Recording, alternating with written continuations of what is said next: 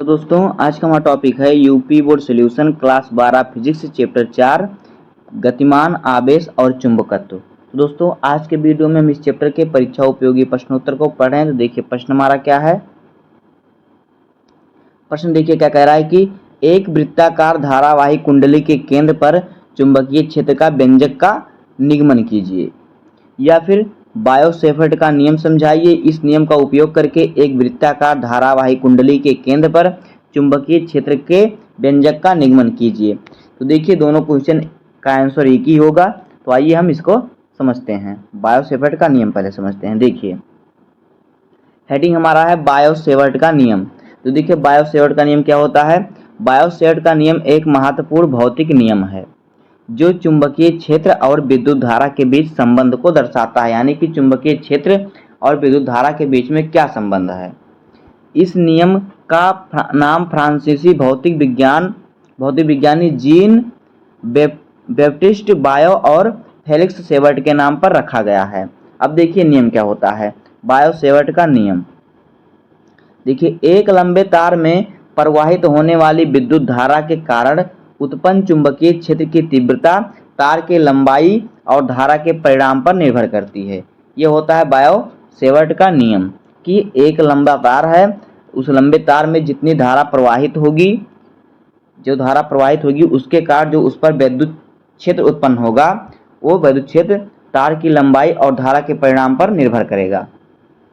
देखिए bio Savart के नियम का सूत्र क्या होता है।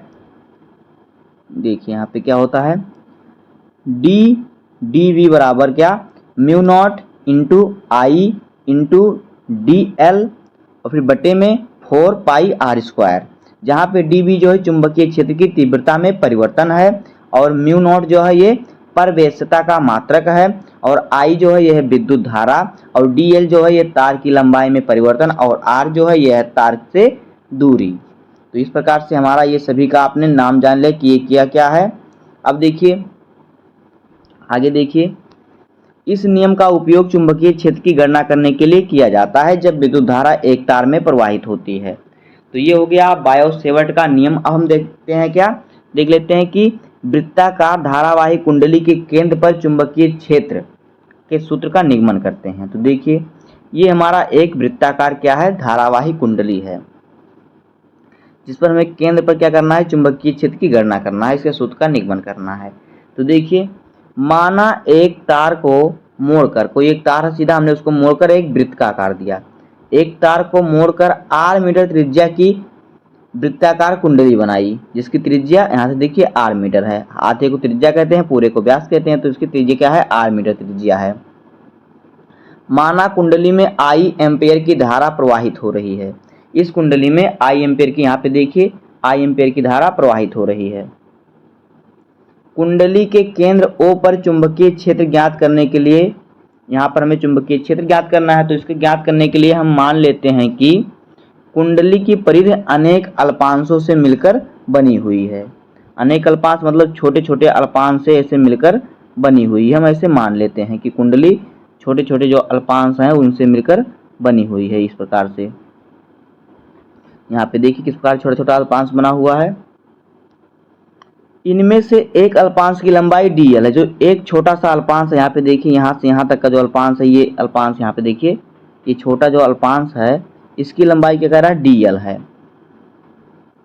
तब बायो सेवर्ट के नियम के अनुसार अल्पांश dl के कारण O पर बिंदु क्षेत्र का, O पर चुंबकीय क्षेत्र का मान, तो इस छोटे से dl क्षेत्रफल के कारण O पर चुंबकीय क्षेत्र, जब छोटे से हम ज्ञात कर लेंगे तो समाकलन लगाकर हम इसको पूरे का ज्ञात कर लेंगे। तो आइए इसको हम ज्ञात करते हैं। देखिए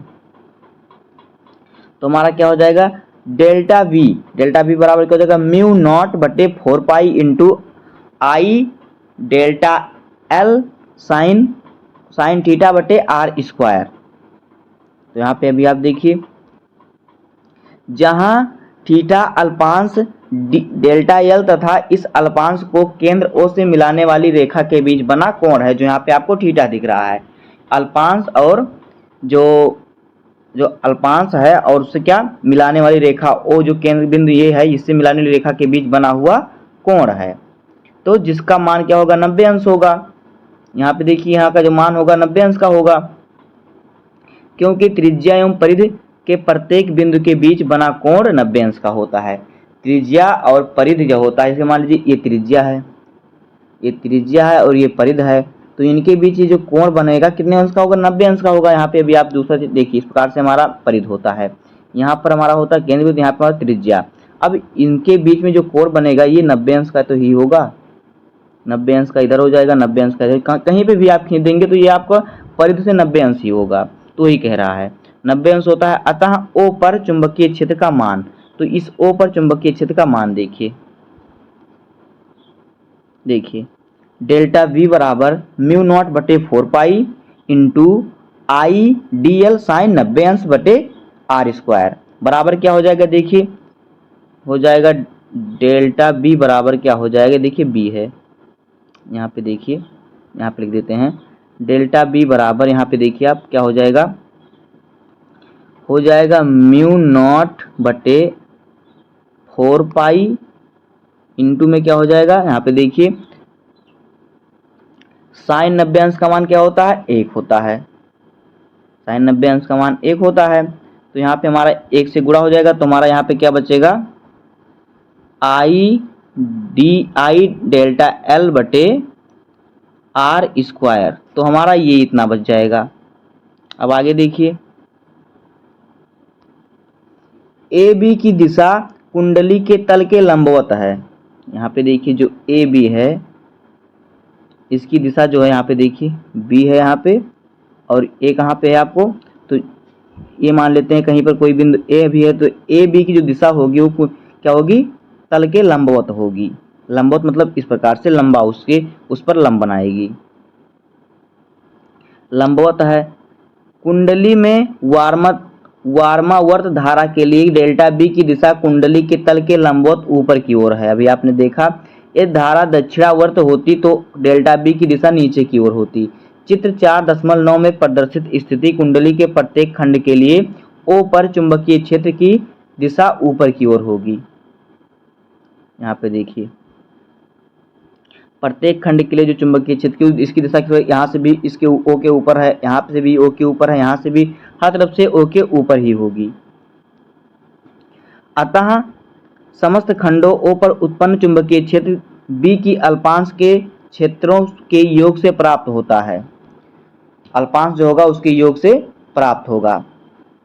तो इस प्रकार से देखिए क्या हो जाएगा हमारा, जब यहाँ से डेल्टा हटाएंगे तो हमारा यहाँ पे बड़ा सिग्मा आ जाएगा, तो बी बराबर हो जाएगा देखिए सिग्मा बड़ा वाला सिग्मा इंटू म्यू नॉट बटे 4 pi into I delta L by R square. इसको सॉल्व करेंगे तो हमारा बी बराबर देखिए क्या आएगा, बी बराबर हमारा क्या आ जाएगा, म्यू नॉट, ये म्यू हो गया म्यू नॉट बटे 4 pi into I delta L बटे आर स्क्वायर। और देखिए अब क्या हो जाएगा हमारा, जब यहाँ से हम इसको क्या करेंगे डेल्टा एल जो हमारा है इसको हम बाहर निकाल देंगे तो ये हमारा इंटू में आ जाएगा। तो यहाँ पे देखिए हमारा क्या आ गया, बी बराबर हमारा आ गया म्यू नॉट बटे 4 पाई इंटू आई बटे R square into sigma delta L, ये आ गया। परंतु सिग्मा डेल्टा एल बराबर क्या होता है, वृत्त की परिधि, और वृत्त की परिधि का मान क्या होता है 2 पाई आर। तो डेल्टा सिग्मा डेल्टा जो हमारा सिग्मा डेल्टा एल है इसकी जगह पर हम क्या लिख सकते हैं 2 पाई आर लिख सकते हैं। तो हम इसकी जगह पर यहाँ पे देखिए हम लिखेंगे 2 पाई आर। तो यहाँ पे हमारा देखिए क्या बी बराबर म्यू नॉट बटे 4 पाई इंटू आई बटे आर स्क्वायर, और डेल्टा सिग्मा डेल्टा एल की जगह पर मैं लिखा 2 पाई आर हमने रख दिया, क्योंकि जो होता है डेल्टा सिग्मा डेल्टा एल होता है ये वृत्त की परिधि होता है, वृत्त की परिधि का मान होता है 2 पाई आर एल, तो इसके बराबर होता है। ये हमारा हो गया समीकरण 1। अब आगे देखिए, या फिर इसको हम इस प्रकार से भी लिख सकते हैं। अब आगे देखिए हमारा क्या होगा, ये यदि कुंडली में तार के फेरों की संख्या n फेरे हैं, मतलब फेरों की संख्या जो होती है n होती है, यदि कुंडली के तार में n फेरे हों, मतलब संख्या नहीं n दे रहा है, मतलब n जो है फेरों की संख्या होगी, तब देखिए क्या होगा b बराबर म्यू नॉट n आई बटे 2 r, ये सूत्र हो जाएगा। b क्या है, b आपको क्या है, अभी आपने यहाँ पे देखा जो हमारा b है क्या है चुंबकीय क्षेत्र है, किसमें? चुंबकीय क्षेत्र की तीव्रता है इस कुंडली में। तो बी जो है चुंबकीय क्षेत्र है, चुंबकीय क्षेत्र की तीव्रता है, और एन जो है फेरों की संख्या है, आई धारा है, और आर जो है क्या है? त्रिज्या है। और जो आपको अभी म्यू नॉट दिख रहा है, यहाँ पे हमने आपको बताया म्यू नॉट क्या है। म्यू नॉट यहाँ पे क्या है? परवेश्यता का मात्रक है।